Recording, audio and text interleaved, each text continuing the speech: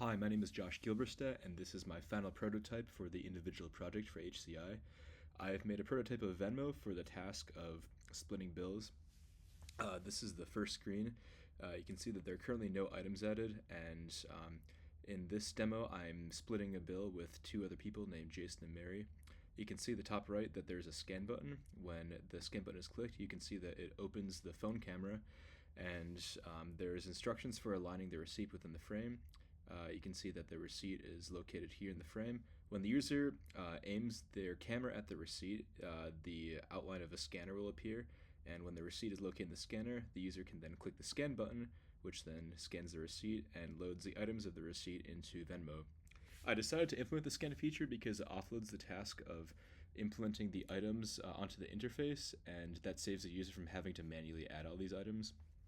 I also implemented a feature where the user can split every item evenly. If the user clicks the split unevenly button and then changes the setting to split evenly, you can see that all of the items have now been split evenly. If you go to the very bottom, you can see how much everybody is being requested, and you can see that everyone is being requested the same amount.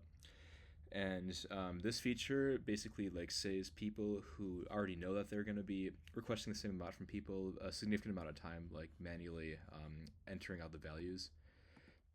There's also a possibility that the scanner could read a value incorrectly. So, for example, the burger might actually be $7.50, but maybe the scanner read it as $8.50. In that scenario, the user can then click on the price and then change the price from $8.50 to $7.50. And by implementing this feature, I have allowed the user to just edit the price instead of having to delete the item or add a new item. And besides that, I also implemented a feature where the user can delete items. So, for example, if somebody already paid the user for the salad, the user can just delete the salad by clicking on the trash icon. I decided to use the trash icon because it's a pretty clear signifier that the item will be deleted. And you can also see here that after deleting an item, there is an option to undo the deletion, and if the undo is clicked, then the item will reappear.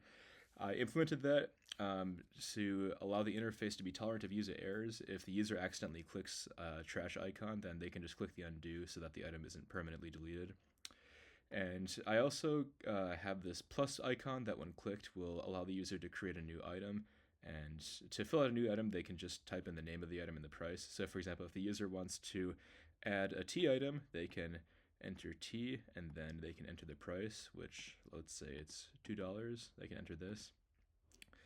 In order to actually assign items, the user can just click on the text box corresponding to the people who owe items. So let's say that we want to assign this tea to Jason. We can click Jason's box, and then you can see that the tea item has now been assigned to Jason. You can see below the checkbox it says $2, so that's the amount that has been assigned to Jason. And you can also see that there's this green check mark that's appeared to the right of the item. That indicates that the entire item has been assigned to the user, and that's an easy way of letting people know that an entire item has been assigned. And the nice thing about having this monetary amount below the checkbox is that it can actually allow people to know the exact amount that an item has been assigned to them if an item has been assigned to multiple people. So, for example, let's say that the pizza is assigned to both Mary and myself. If I click on Mary, then I click on myself, you can see that we have each been assigned $6.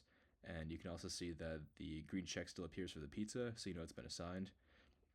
And you can also see at the bottom that there's this remaining area, and this basically is like the total monetary amount that's remaining to be assigned. And this will decrease every time an item has been assigned. So for example, if I click on Mary for the soda, you can see that the remaining has gone from $20.30 to $17.30. And this feature is nice because the user can use it as a way of gauging how many items they have left to assign, or if they've assigned every item remaining. And I've also implemented an option to split items unevenly. So for this burger, for example, let's say that Jason had the majority of the burger, and let's say that I'm going to be requesting more from Jason than from Mary because Jason had more of the burger. I've implemented this manual option where the user can click this pencil and paper icon, and this will change the check boxes to text boxes. And it's very easy to go back and forth. If they want to go back to the check boxes, they can just click again. So it's very easy to toggle it. So in this scenario, if the user wants to assign, let's say, $6 to Jason and $2.50 to Mary, they can first click on Jason's text box, and then they can assign him $6, and then after that, they can assign Mary $2.50. And After doing this, you can see there's still a green check next to the burger, and you can see that the item has been assigned unevenly. I decided to handle the tax and tip items a little bit differently. It wouldn't really make sense for them to be distributed evenly by using checkboxes because, for example, if one person has significantly more items than the other person, or if the cost of the items is significantly more, then it wouldn't make sense for the tax to be even. It would make sense for it to be proportional. So because of this, I've made the tax and tip be by default assigned proportionally. So for the tax, for example, if I assign the tax to all three of the people here, you can see that it's been assigned proportional to the cost of the items that have been assigned. So, for example, the cost of Mary's items is roughly twice as much as the cost of my items, so you can see that the tax is roughly twice as high for Mary as it is for me. And I've also given the user the option to assign the tax and tip manually if they desire. So for example, if I want to distribute the tip evenly instead of proportionally, I can again click the pencil and paper icon, and then I can manually assign the tip. So I could assign 223 to Jason. I could do 223 to Mary, and then for myself, I would do 224 to make it equal to 670. Then after clicking done, you can see that I've assigned the entire tip evenly rather than proportionally. So at this point, you can see that all of the items have green check marks, and you can also see that the remaining is 0, which means that all the items have been assigned. And you can see here that there is a list of the total amount requested to every person. The user can then visually review these values to see if they match up. This is a nice way of indicating what the current state of the system is.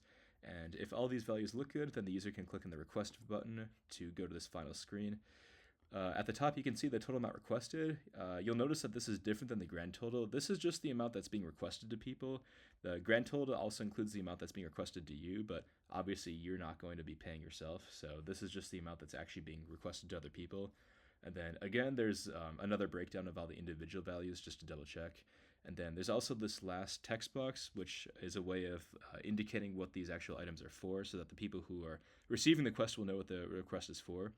In this case, this is for the dinner at the HCI Cafe, so I'll just say that this is for dinner. And now that everything looks good, I can press confirm and send.